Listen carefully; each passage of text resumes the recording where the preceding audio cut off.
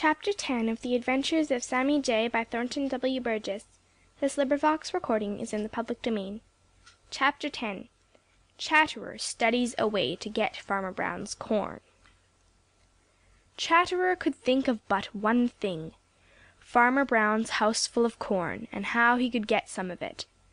Sammy Jay had said that he got all he wanted, and Chatterer made up his mind that he would see how Sammy did it. So very early the next morning, Chatterer was in his hiding place between the stones of the old wall. Just as Mr. Sun shot his first red rays in at the windows of Farmer Brown's house, Sammy Jay arrived. For a wonder he made no noise. Chatterer noticed this right away. Sammy peered this way and that way without making the least sound. When he was quite sure that no one was about, he flew over to the queer little house on four legs where Farmer Brown kept his corn, and thrust his bill in between the wide cracks of the wall. In this way he helped himself to all the corn he wanted without the least bit of trouble. When he had enough, he flew away as quietly as he had come. Chatterer grinned. "Sammy's taught me something, although he doesn't know it," said he to himself. "He is stealing that corn and doesn't think it safe to be found out. I must be just as careful as he is." There were no signs of any one around Farmer Brown's house. Chatterer scurried across the yard as fast as his little legs would take him, straight for the little house. There he found a great disappointment.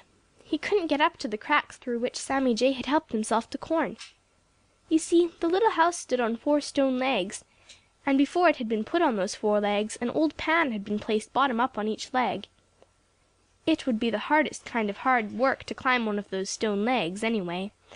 And even if he did succeed in climbing it, there was no way of getting around that tin pan at the top, and of course he couldn't gnaw through it.